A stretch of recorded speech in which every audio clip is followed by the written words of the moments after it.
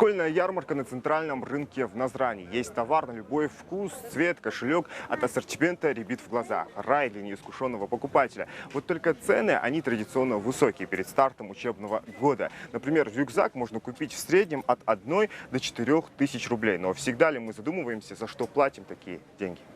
Требования к школьным товарам Роспотребнадзор опубликовал еще в 2015 году. Например, размер рюкзака. Высота его спинки 360 мм, не больше. Плюс ранец должен быть удобным, особенно для детей. Ведь потом от этого страдает позвоночник. Это очень важно для детей начальных классов, то есть с 1 по 4 классы, так как у них идет развитие опорно-двигательной системы, соответственно, это позвоночник. И очень желательно, я понимаю, что по цене они идут дороже, но тем не менее, именно дети начальных классов, они очень нуждаются вот в таких ортопедических рюкзаках. Одежда, обувь, ранцы, канцтовары под пристальным вниманием комиссии, все школьные принадлежности. Первонаперво необходимо смотреть на маркировку товаров, напоминают специалисты. Вот, например, ручки. Здесь имеется полная маркировка с указанием изготовителя, данных об изготовителе, также дата производства и в течение какого времени можно использовать данный товар. Также, например, пластилин. Здесь тоже точно так же вся подробная информация о данном товаре. Требования предъявляются и к одежде. Обязательно должна быть информация о составе ткани и производителе товара. Ага, ну-ка посмотрим. На всех есть. Вот это он должен. Да, все из Турции. Пиджак. Видите, да.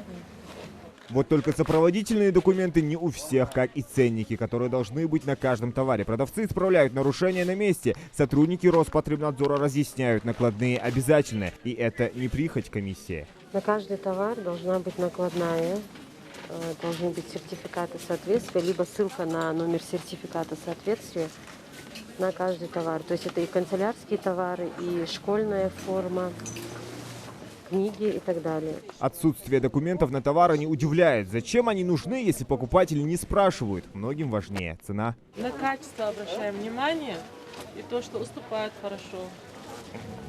А вы проверяете документы, может быть, накладные? Ажиотажа на школьных ярмарках, как, например, это было раньше, нет. Родители почему-то уверены, что дети скоро перейдут на дистанционку.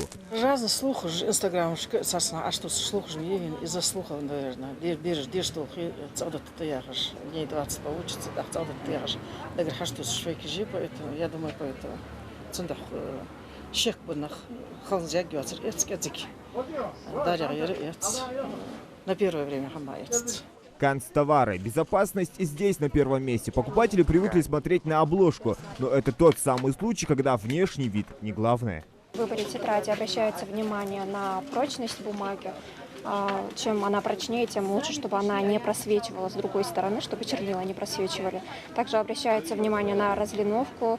Она не должна быть также ярко выраженная, так как она дает нагрузку на зрительный аппарат ребенка, и он быстро переутомляется. Самое главное, как говорят сотрудники Роспотребнадзора, не спешить и проверять качество, ведь недостатки купленных наспех товаров проявляются только через несколько недель. Но и в этом случае не все потеряно.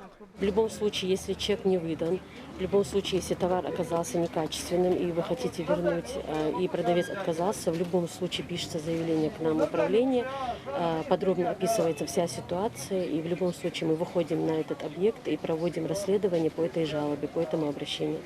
Где, по какой цене и какого качества покупать товары для детей – личное дело каждого родителя. Школьная ярмарка на центральном рынке открылась с начала месяца и продлится до середины сентября. Зелимхан Калоев, Ахмед Гандаров, Новости 24.